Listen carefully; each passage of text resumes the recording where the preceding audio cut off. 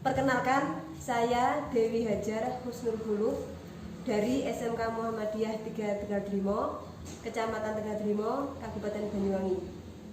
Alhamdulillah, saya masuk PPG dalam jabatan Angkatan 1 tahun 2020.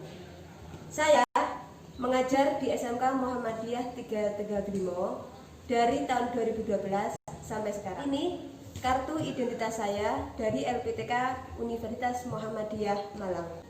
Saya mengajar mata pelajaran Bahasa Indonesia. Kali ini saya mengambil tema tentang teks hikayat. Untuk subtemanya yaitu nilai-nilai dan isi yang terkandung dalam teks hikayat. Selamat menyaksikan ya. Terima kasih. Wassalamualaikum warahmatullahi wabarakatuh. Assalamualaikum warahmatullahi wabarakatuh. Waalaikumsalam warahmatullahi wabarakatuh. Bagaimana kabar kalian hari ini, anak-anak? Baik. Alhamdulillah baik. Semoga selalu diberi kesehatan oleh Allah Subhanahu wa Ta'ala, sehingga kita bisa melaksanakan pembelajaran daring hari ini dengan lancar. Amin. Amin. Sebelumnya, ada yang tidak masuk? Ada, Bu. Apa?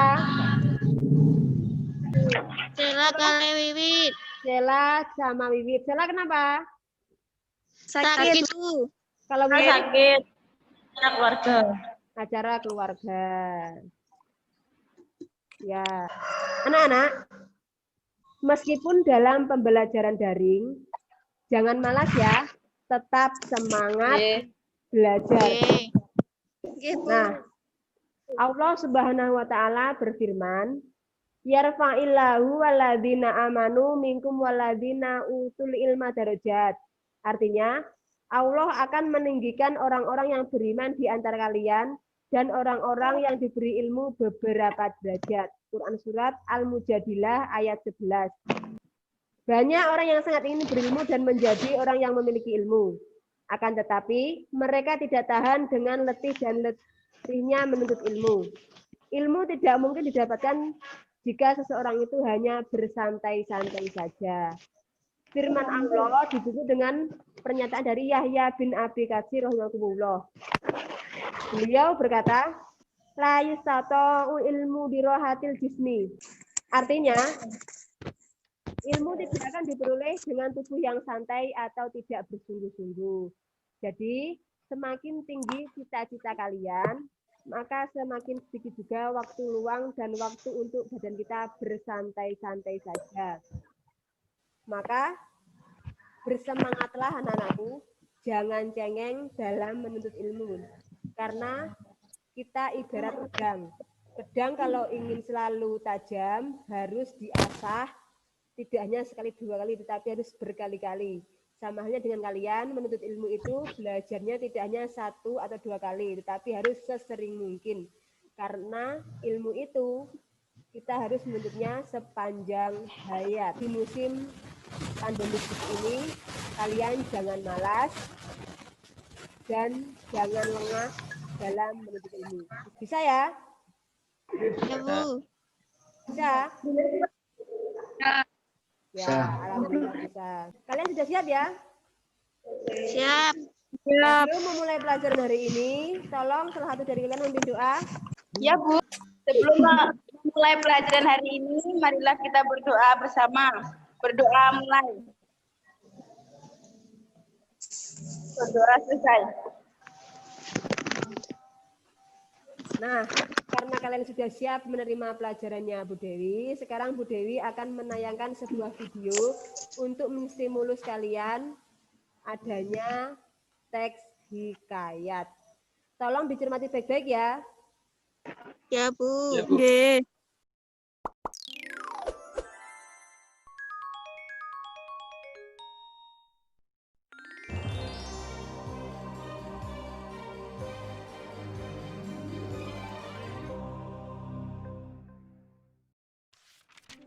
Hikayat Saijan dan Ikan Todak, kisah dari daerah Kalimantan Selatan. Pulau Halimun adalah salah satu pulau yang terletak di perairan Kalimantan Selatan. Pulau Halimun dikenal juga dengan nama Pulau Laut. Pulau Halimun masuk ke dalam wilayah Kabupaten Kota Baru, Provinsi Kalimantan Selatan. Sebagaimana banyak pulau lainnya di Nusantara, Pulau Halimun atau Pulau Laut juga memiliki kisah mengenai asal-usulnya. Bagaimana ceritanya? Mari kita simak bersama dalam kisah berikut ini. Pada suatu hari, ada seorang sakti mandraguna yang bernama Datuk Mabrur. Datuk Mabrur mempunyai keinginan memiliki sebuah pulau sebagai tempat bermukim bagi keturunannya kelak. Untuk memenuhi keinginannya tersebut, Datuk Mabrur berdoa kepada Yang Maha Kuasa dengan cara bertapa di tengah laut. Datuk Mabrur bertapa siang malam. Ketika siang hari, cuaca sangat panas dan membuat tubuh Datuk Mabrur mandi keringat. Pada malam hari, cuaca berubah menjadi sangat dingin. Tubuh Datuk Mabrur menggigil. Namun, demi mencapai keinginannya, tidak sedikit pun Datuk Mabrur bergerak dari posisinya bertapa. Beberapa bulan sejak bertapa, laut di sekitar Datuk Mabrur sering mengalami badai dengan gelombang yang besar, hujan deras disertai angin dan petir menyambar ke sana kemari. Meskipun berada di tengah badai, Datuk Mabrur tidak sedikit pun bergerak dari tempatnya.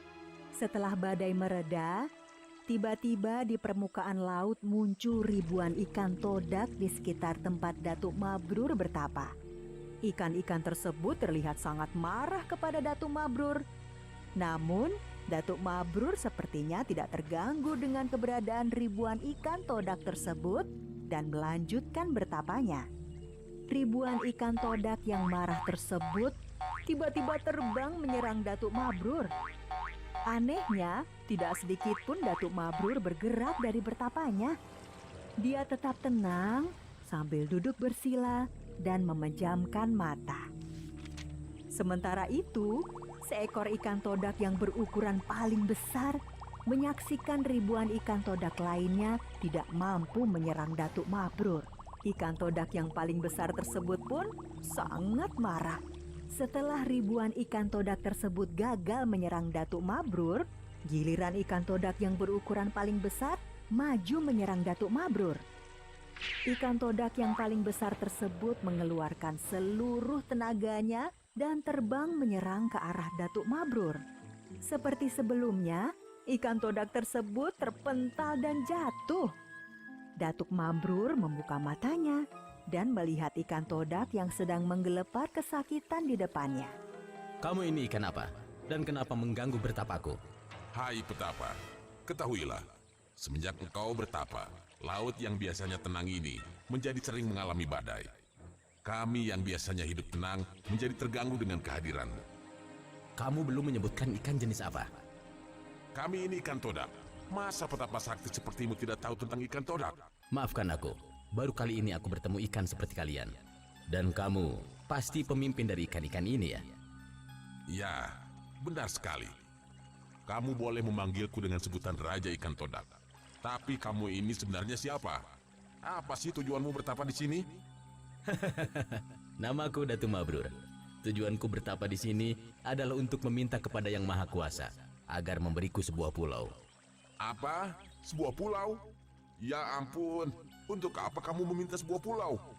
Pulau tersebut akan kujadikan sebagai tempat tinggal untuk anak keturunanku kelak. Sebuah pulau. Ah, dasar manusia. Memang sukanya merepotkan umat hewan. Begini ya, petapa sakti, kami akan membuatkanmu sebuah pulau. Tapi lihatlah, aku dan semua rakyatku terluka akibat perbuatanmu. Sembuhkan kami semua, dan sebuah pulau akan kami buatkan untukmu.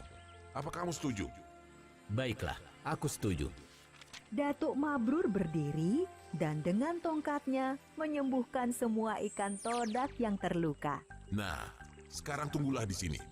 Aku dan rakyatku akan membuatkanmu sebuah pulau. Sebagai raja dari umat ikan, aku akan memenuhi janjiku. Pantang bagi ikan untuk berdusta. Setelah berbicara kepada Datuk Mabrur, Raja Ikan Todak dan seluruh rakyatnya tiba-tiba menyelam ke dalam lautan. Tinggallah Datuk Mabrur seorang diri, berdiri di atas permukaan laut yang tenang. Datuk Mabrur sabar menunggu. Raja Ikan Todak memenuhi janjinya. Laut yang tenang menghembuskan angin sepoi-sepoi. Perlahan-lahan, angin sepoi-sepoi tersebut bertiup agak kencang dan semakin kencang. Datuk Mabrur pun menjadi waspada dengan angin yang bertiup semakin kencang. Datuk Mabrur yang berdiri di permukaan laut dikejutkan oleh ombak yang bergemuruh. Angin pun bertiup semakin kencang. Permukaan laut di bawahnya tiba-tiba bergelombang dan menimbulkan pusaran kencang. Meskipun tidak terbawa oleh pusaran air laut tersebut, Datuk Mabrur tetap saja terkejut. Pusaran air laut dan angin kencang tiba-tiba menghilang. Sayup-sayup, Datuk Mabrur mendengar sebuah suara yang semakin lama semakin jelas terdengar. Saijan, Saijan, Saijan, Saijan, Saijan, Saijan. Suara tersebut ternyata berasal dari ribuan ikan todak. Ketika suara semakin jelas terdengar, tiba-tiba hamparan tanah muncul ke permukaan laut di tempat Datuk Mabrur berdiri. Saijan, Saijan, Saijan, Saijan, Saijan, Saijan. Raja Ikan Todak pun memenuhi janjinya. Sebuah pulau berhasil dibuat oleh Raja Ikan Todak beserta rakyatnya untuk Datuk Mabrur.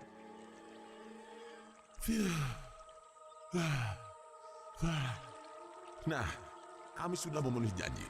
Sebuah pulau untukmu, wahai Petapa Sakti. Terima kasih banyak Raja Ikan Todak. Aku dan keturunanku tidak akan melupakan jasamu beserta rakyatmu. Saijan. Saijan. Raja Ikan Todak pun kembali ke rumahnya di dasar lautan. Datuk Mabrur berdiri dan melambaikan tangan tanda perpisahan. Pulau tersebut kemudian dikenal dengan nama Pulau Halimun. Dan kemudian dikenal lagi dengan nama Pulau Laut karena muncul dari dasar lautan. Sedangkan Saijan, apakah artinya? Saijan berarti satu hati, seia sekata, atau semufakat. Kisah Datuk Mabrur dan Ikan Todak tersebut kemudian hari menjadi ilham untuk lambang dan moto Kabupaten Kota Baru.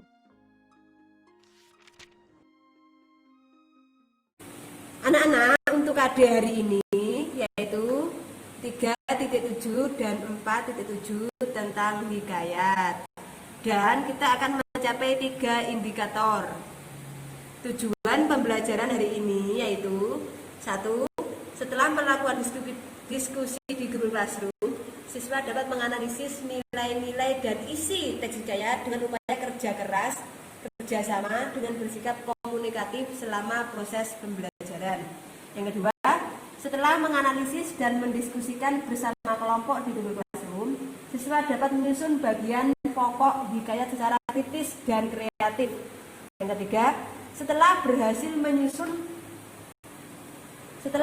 menyusun bagian pokok teks hikayat, siswa dapat menceritakan kembali teks hikayat yang telah dibaca dengan bahasa sendiri dalam bentuk komik secara kritis, kreatif, dan percaya diri. Nah, ini KD dan tujuan pembelajaran hari ini. Nah, sebelumnya, apakah kalian pernah mendengar kata arkais? Belum. Belum, ya. Memang di dalam sebuah hikayat ada istilah kata arkais. Arkais itu yaitu kata lama yang sudah tidak digunakan lagi. Contohnya, sahaja menjadi saja. Dulu baharu menjadi baru. Berarti sudah ada pembaruan dari kata arkais yang kata dulu menjadi kata yang sekarang. Nah, untuk informasi hari ini anak-anak, nanti yang pertama kalian Bu Dewi Yang pertama, kalian berdiskusi kelompok mengenai nilai dan isi yang terkandung dalam hikayat, kemudian nanti membuat bagian pokoknya, dan yang paling utama yaitu membuat komik dari bagian pokok tersebut. Pembagian kelompoknya nanti saya kirim di Google Classroom, kalian simak di sana. Bu Dewi sudah menyiapkan rumah kelompok 1, kelompok 2, kelompok 3, dan kelompok 4. Nah, untuk tahapan awal pengetahuan tentang hikayat, silakan kalian membuka pretest yang Bu Dewi kirim lewat WhatsApp. Nanti silakan mencentang nama dulu, baru kemudian mencentang soal-soalnya ya, hanya 5 soal. Bisa ya?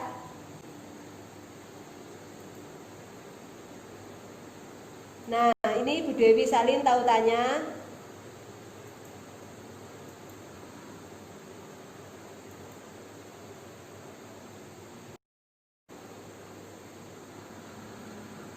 Kelas 10 OTKP.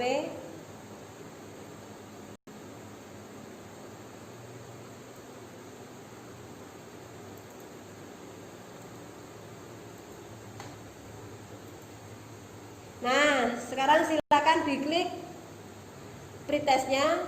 Saya Bu Dewi tunggu. Anak-anak,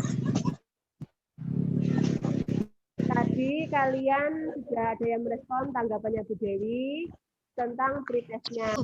Yang lain menyusul ya. Oke.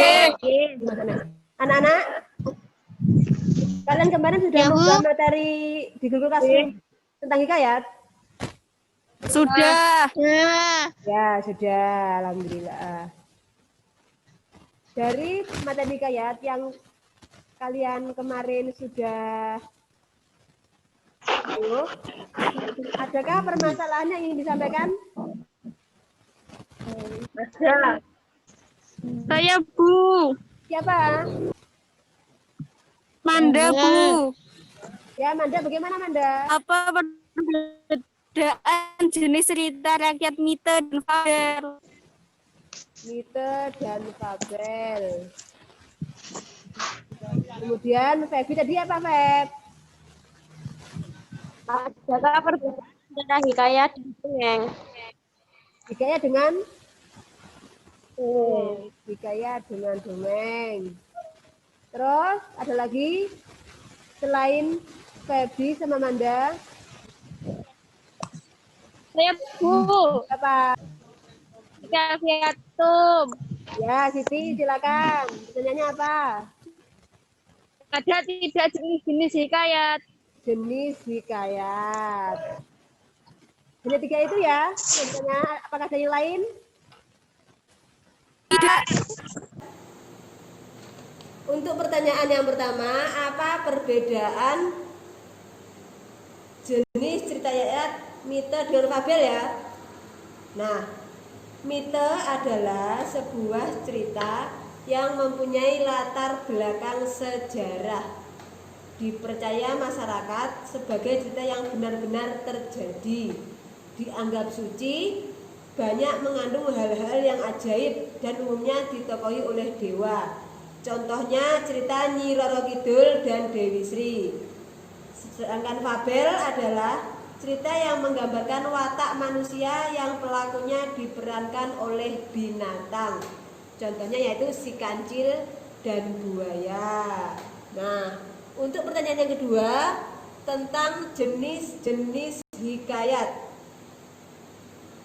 Jenisnya, yang pertama ada jenis rekaan seperti hikayat Maling Dewa. Yang kedua, jenis sejarah seperti hikayat Hang Tuah, hikayat Patani, dan hikayat Raja-Raja Pasai. Yang ketiga, jenis biografi seperti hikayat Abdullah dan hikayat Sultan Ibrahim bin Adam. Itu. Nah, selanjutnya yang pertanyaan ketiga, perbedaan hikayat dengan dongeng, yaitu pemilihan kata-kata dalam hikayat jauh lebih indah dibandingkan dalam dongeng anak-anak. Dalam penulisannya pun Hikayat dituliskan dengan pemilihan diksi-diksi yang indah. Paham semuanya? Paham, Bu. Alhamdulillah paham. Sekarang Bu Dewi ingin memberikan pertanyaan. Nanti yang bisa menjawab tolong angkat tangan ya.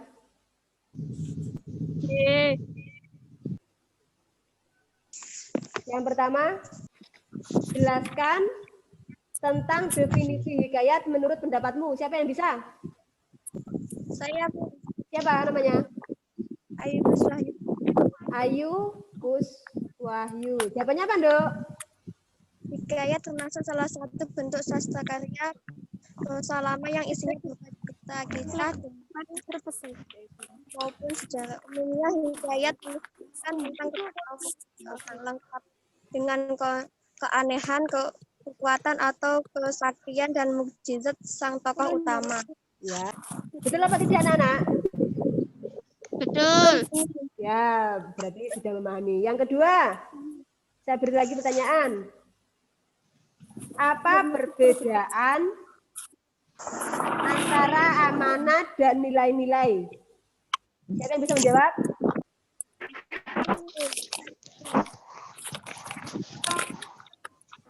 Amanat pesan yang akan disampaikan lewat karyanya. Terus? Nilai-nilai tuntunan perilaku hidup seseorang. Untuk itu nilai-nilai biasanya tampak pada tokoh cerita tersebut. Benar apa tidak, anak-anak? Betul. Ya, betul semua. Sepertinya kalian sudah benar-benar memahami dan menjelaskan apa tentang dari pengertian hikayat, struktur dan kebahasaan, nilai. Kemudian kita lanjut ke komik. Anak-anak, ini saya beri contoh komik dari Sang Kuryang. Sebelum kalian membuat komik, nanti kalian harus memahami apa isi bagian pokok dari komiknya. Nanti kalian membaca hikayat si miskin, kemudian menyusun bagian pokoknya di sini seperti ini, sendiri. Baru kalian membuat atau menceritakan kembali komik yang kalian inginkan berdasarkan pokok-pokok teks yang kalian susun. Itu nanti kalian mengerjakannya di Google Classroom, diunggah di sana. Kalau yang diskusi tadi menganalisis struktur kebahasaan dan nilai yang terkandung dalam hikayat si miskin, itu yang diskusi. Untuk yang keterampilannya ada dua, yaitu menyusun bagian pokok teks hikayat dengan bahasa sendiri dan menceritakan kembali dengan bentuk komik seperti ini. Paham ya? Paham. Nah, sekarang kita masuk ke Google Classroom. Bu Dewi akhiri, wassalamualaikum warahmatullahi wabarakatuh. Waalaikumsalam warahmatullahi wabarakatuh.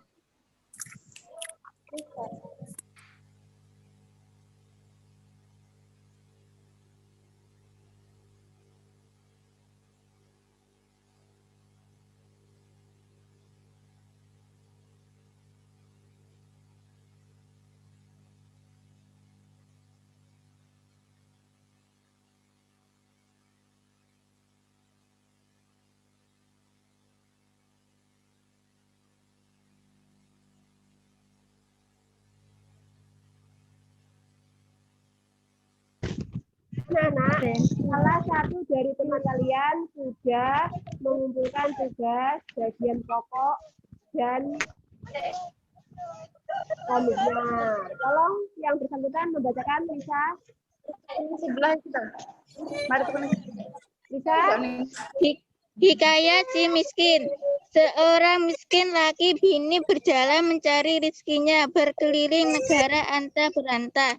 Nama Raja Maharaja Indra Dewa, Raja Tanah Dewa membuat raja-raja takluk. Suatu baginda menghadapi raja, maka orang banyak melempari kayu dan batu. Tubuhnya pun berlumur darah. Maka titah baginda, apa yang berbuat? Ya, tuanku, sah alam. Orang melempar si miskin, tuanku. Ujar raja-raja, disuruh usir jauh. Usir si miskin hingga ke tepi hutan. Maka masing-masing semuanya pulang ke rumah. Saat tidak dan mencari rezeki dalam negeri. Setiap orang yang melihat akan memukulnya dengan kayu yang melempari batu. Si miskin tubuhnya berlumur darah dan rasa lapar. Pagi hari si miskin ke istrinya, ya tuanku, matilah rasa ini. Maka disapukan seluruh tubuh suami berkata, diamlah tuan, jangan berapa lama istri miskin hamil. Aku ingin dalam yang di taman raja, kata istrinya. Ketemu beberapa perkara kamu ingin buah mempelam. Dari taman raja, kamu membunuhku ya, kata mesti marah. Aku hamil sambil menunduk. Miskin berduduk. Maka titah baginda, apa pula kehendakmu, hai miskin? Si miskin, ya tuanku, ampun beribu-ribu ampun. Sahut berkata, hamba ini orang yang miskin, hai miskin. Hendak kau buatkan daun nangka. Baiklah, aku beri buahan barang berbiji. Sang istri pun melahirkan anak laki-laki yang bernama Makaroma. Si miskin menggali tanah miskin, menemukan emas yang begitu banyak. Ketika ibu sang istri suami berkata, adapun akan emas ini sampai kepada anak kita sekalipun tiada habis dibuat belanja. Ya, perhatikan dari komik yang dikumpulkan Lisa, ini ada tanggapan apa tidak? Siapa yang menanggapi? Herni Nindi. Ya, silakan tanggapannya apa, Herni? Menurut saya komiknya sudah bagus, hanya saja perlu ditambah jalan ceritanya. Ya, yang kedua selain Herni? Ada Bu. Siapa? Kita.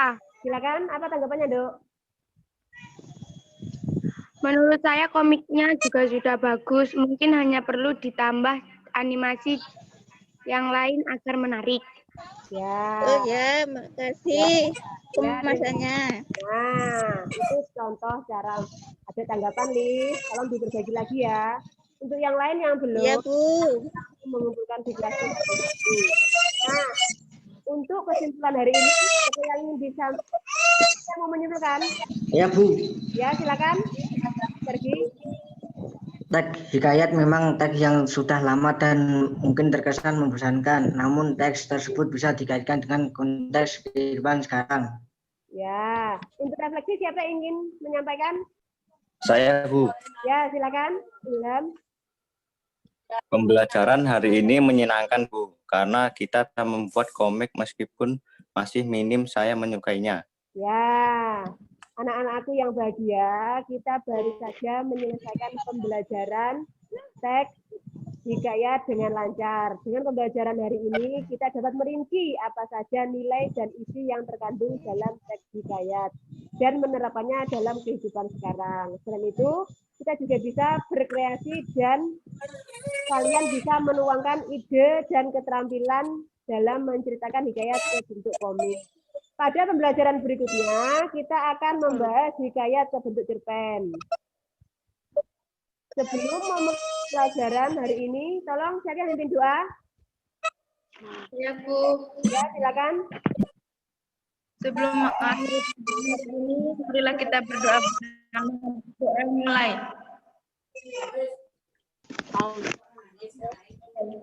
Amin. Demikian pembelajaran hari ini, semoga selalu bermanfaat untuk kedepannya. Saya wassalamualaikum warahmatullahi wabarakatuh. Waalaikumsalam warahmatullahi Warahmatullahi wabarakatuh.